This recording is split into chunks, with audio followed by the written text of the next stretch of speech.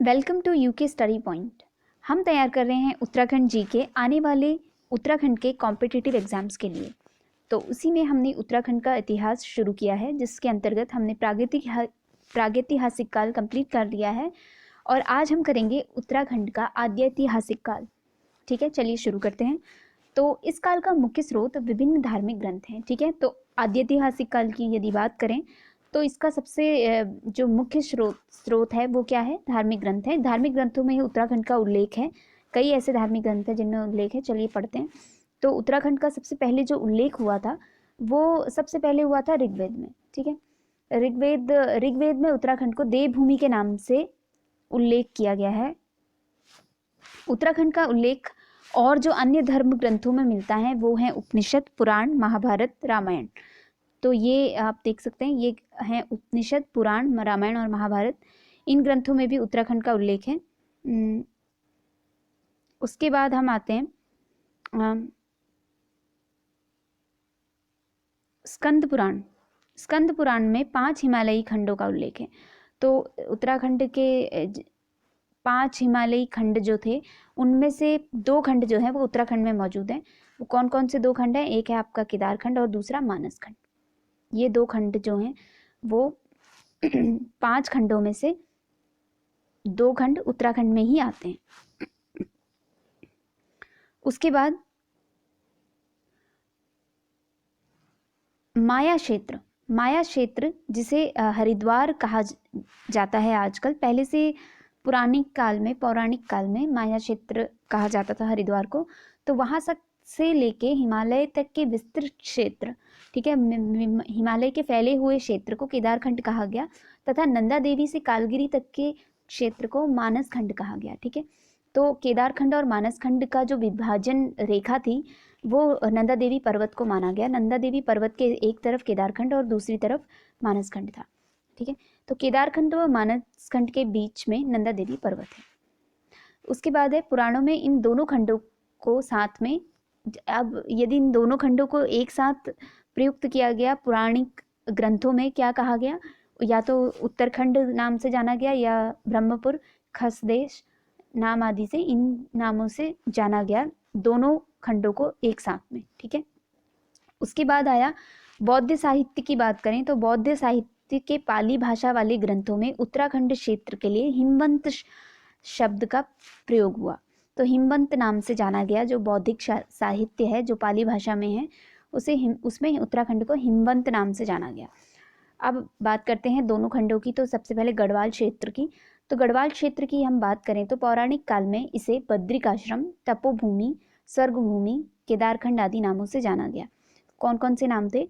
बद्रिकाश्रम, तपोभूमि, स्वर्गभूमि, केदारखंड। ठीक है, इन नामों से इसे जाना गया। उसके बाद है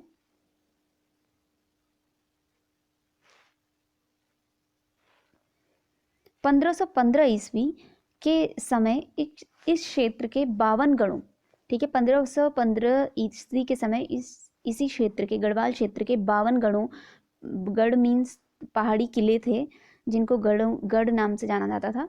तो उन 52 गणों को पवार शासक अजयपाल ने विजय प्राप्त कर ली, तो और उस जगह का नाम उसने गढ़वाल रख दिया। ठीक है, तो इसी तरह इस क्षेत्र का जो केदारखंड था इसका नाम गढ़वाल पड़ा। तो यहाँ के अलकापुरी को कुबेर की राजधानी भी कहा जाता है।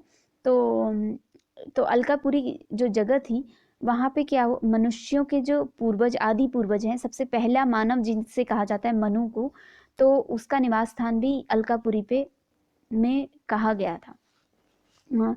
ब्रह्मा के पुत्रों का निवास स्थल भी गढ़वाल ही था। टिहरी गढ़वाल के विसोन नामक पर्वत पर वशिष्ठ गुफा, वशिष्ठ कुंड व वशिष्ठ आश्रम है। ऐसा माना जाता है कि वशिष्ठ मुनि जब राम, सीता और लक्ष्मण जब वनवास को चले गए थे तो वशिष्ठ मुनि ने गढ़वाल में ही अपना आश्रम स्थापित करके वहीं रहना शुरू कर दिया था। तो वहीं पे उनकी गुफा, उनका कुंड और वशिष्ठ आश्रम मौजूद है टिहरी गढ़वाल में।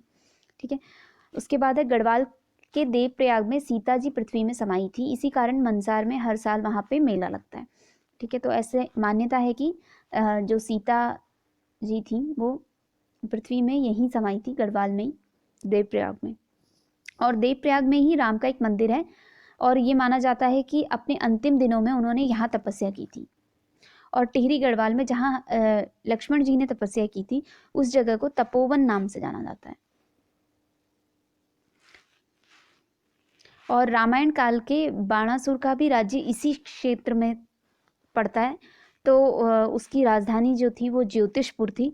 ज्योतिषपुर आज का जोशीमठ है। और ठीक है, अब नेक्स्ट है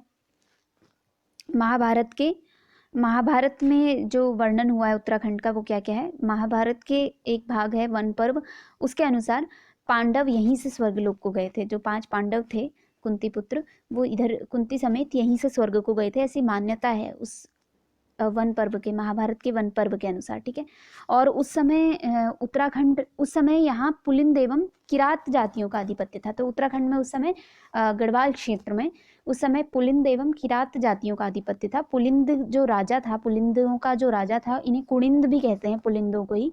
तो इनका जो राजा था वो सुबाहु था, और सुबाहु की राजधानी श्रीनगर थी, जो गढ़वाल में, पौड़ी गढ़वाल में श्रीनगर है इस समय भी। तो वो सुबाहु की राजधानी हुआ करती थी उस समय पे। उसके बाद सुबाहु के बाद राजा विराट का उल्लेख है, जिसकी राजधानी जौनसार के पास विराटगढ़ी थी। सुबाहु के पश्चात जो राजा आया वो था राजा विराट था, और उसकी राजधानी थी जौनसार के पास में, विराटगढ़ी जगह है वहाँ पे। और अभिमन्यु के जो अभिमन्यु है उसका विवाह उस भी इनकी पुत्री से ही हुआ था, राजा विराट की पुत्री से। उसके बाद है प्राचीन काल में यहाँ 2 प्रसिद्ध विद्यापीठ हुए थे। कहाँ की बात करें हम, केदारखंड की। तो केदारखंड में 2 विद्यापीठ हुए थे। पहला था कण्वाश्रम और दूसरा था बद्रिकाश्रम। ठीक है, तो कण्वाश्रम जो था, कण्वाश्रम दुष्यंत व शकुंतला के प्रेम प्रसंग के लिए भी प्रसिद्ध है। तो और यहाँ पे जो कालिदास थे, उन्होंने अभिज्ञान शाकुंतलम भी इधर ही किया था। मालिनी नदी के तट पर स्थित है कण्वाश्रम। तो यहाँ पे इस आश्रम में उन्होंने अभिज्ञान शाकुंतलम, जो उनका महाकाव्य है, उसकी रचना की थी। और वर्तमान में ये स्थान को हम चौका घाट नाम से जानते हैं। चौका घाट नाम से ये स्थान जाना जाता है। और चक्रवर्ती सम्राट भरत, जिनके नाम पे भारत पड़ा, हमारे देश का नाम, उनका जन्म भी कण्वाश्रम में ही हुआ था।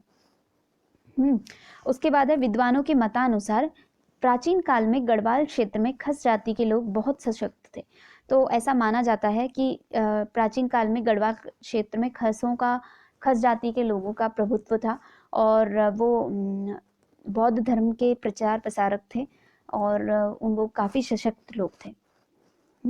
इसके बाद आता है कुमाऊं क्षेत्र। तो कुमाऊं क्षेत्र की यदि बात करें,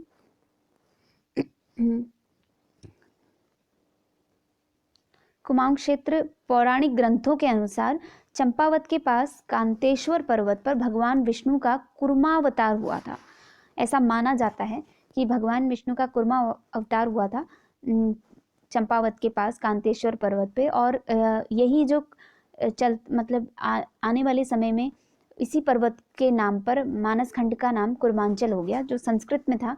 और कुर्मांचल को प्राकृत भाषा में लोग कुमू कहने लगे, और हिंदी भाषा में ये कुमू आगे चल के कुमाऊं हो गया।